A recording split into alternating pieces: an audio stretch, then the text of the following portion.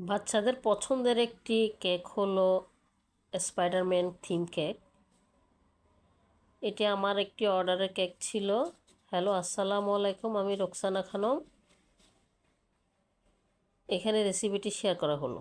আমি প্রথমে শুকনো উপকরণগুলো নিয়ে নিচ্ছি। ময়দা নিয়েছি 57 গ্রাম, বেকিং পাউডার নিয়েছি হাফ চা চামচ, কর্নফ্লাওয়ার নিয়েছি হাফ চা চামচ এবং বেকিং সোডা নিয়েছি 1 চা চামচের 4/1 ভাগ।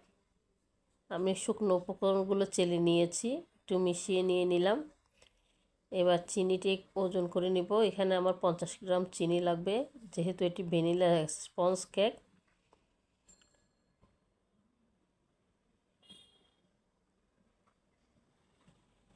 যেহেতু আমি 3 ডিম দিয়ে কেক তৈরি করি, আমার হাফ পাউন্ড কেকের জন্য আমার প্রায় 1.5টি ডিম লাগবে। অর্থাৎ এখানে আমরা একটি আস্ত ডিম নিব এবং আরেকটি ডিমের কুসুম বাদ দিয়ে সাদা অংশটি নিয়ে নিব।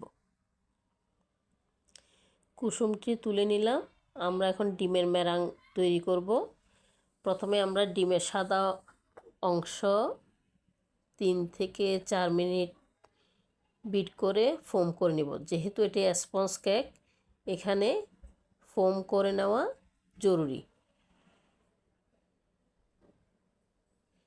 স্পঞ্জ কেকে আমরা ডিমের সাদা অংশ এবং ডিমের হলুদ অংশকে আলাদা আলাদাভাবে মেরাং তৈরি করে নিব। এখানে আমরা আলতোভাবে মিশাবো যাতে ডিমের ফোমটি নষ্ট হয়ে না যায়। এখন ডিমের হলুদ অংশ দিয়ে দিয়েছি। এখানে আমি 50 গ্রাম চিনিও দিয়ে দিয়েছি। চিনিটা না গলা পর্যন্ত বিট করে নিব।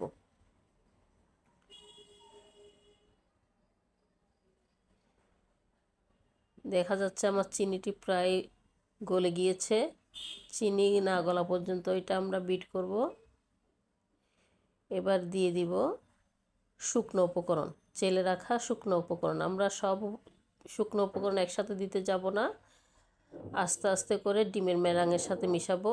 এখানে আমি একটু স্পিডে করে দিয়েছি, কিন্তু এটি আমি আলতো হাতে ঘুরিয়ে নিয়েছি।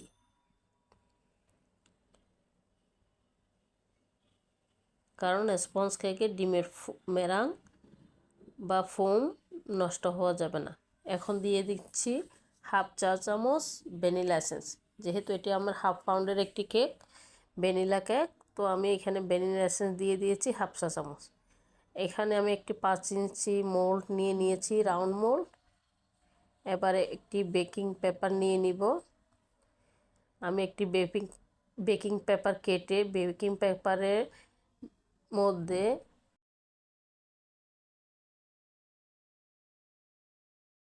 মোল্ডটি বসিয়ে এঁকে নিব এবং সেই অনুযায়ী কাটিং করে নিতে হবে। এভাবে করলে সহজে আমরা একটি বেকিং পেপার মোল্ডের মধ্যে অ্যাডজাস্ট করে নিতে পারবো।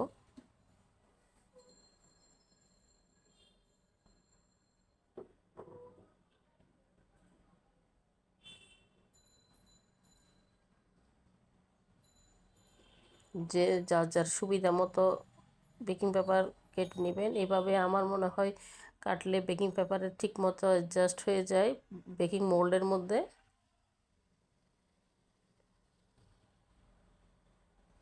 এখন বেকিং পেপারটি আমি বেকিং মোল্ডের মধ্যে দিয়ে দিলাম। এখন দিয়ে দিলাম কেকের ব্যাটার।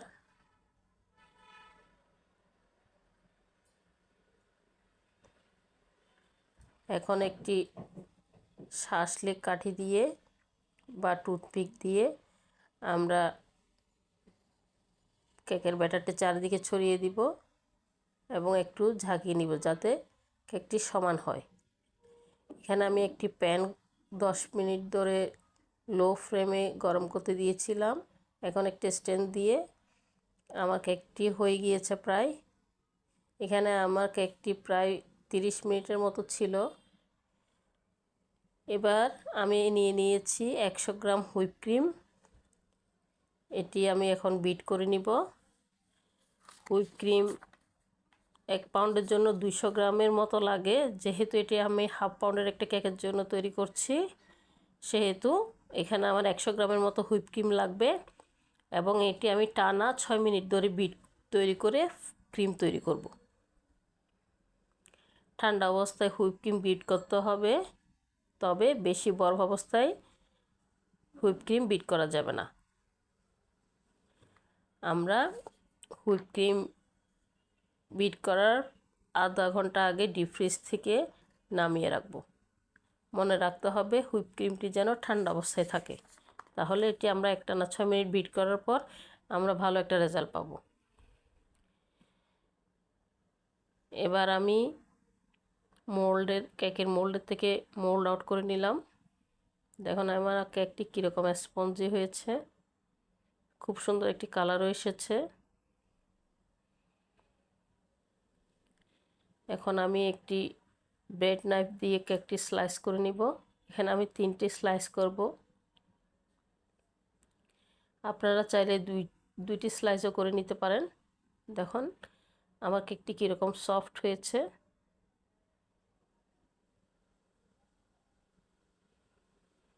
এখন আমরা 3টা লেয়ারে কেটে নিলাম। এখন কেকটি ডেকোরেশন করার পালা। এখানে আমি একটি সুগার সিরাপ বানিয়ে নিয়েছি। 2 চা চামচ চিনির সাথে 1 চা চামচ পানি দিয়ে মিশিয়ে নিলাম। এটি নর্মাল পানি অথবা হালকা ফুটন্ত গরম পানি দিয়েও এই সুগার সিরাপটি বানিয়ে নেওয়া যায়। এখন কেকের প্রথম লেয়ারে আমি সুগার সিরাপ দিয়ে নিয়েছি। এবার অ্যাড করে দিলাম হুইপ ক্রিম।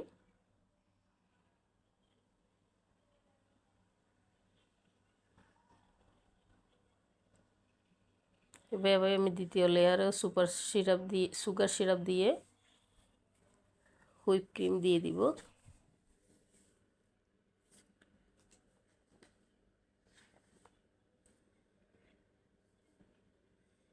এবার তৃতীয় লেয়ারে আমি ভালো করে এই সুগার সিরাপ দিয়ে দিচ্ছি। এখানে একটু সুগার সিরাপের পরিমাণ বেশি দিতে হবে, কারণ এটি ছিল কেকের নিচের অংশ।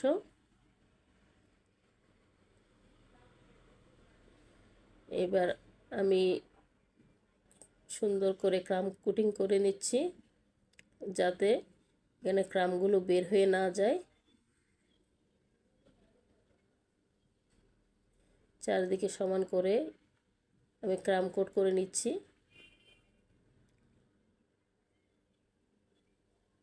ক্রাম কোট করে নেওয়ার পর এখন আমি ফাইনালি ক্রিম দিয়ে ফিনিশিং করে নিচ্ছি।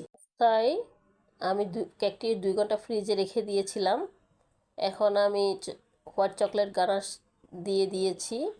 আমি হোয়াইট চকলেট গানাশে রেড কালার মিশিয়ে নিয়েছি। এখন কেকটি ভালো করে ফিনিশিং করে নিলাম। কেকটি যেহেতু তাড়াতাড়ি অর্ডার ছিল, আমি ডিজাইনটা শেয়ার করতে পারিনি, পরে যে কোনো সময় দিয়ে দিব। ধন্যবাদ।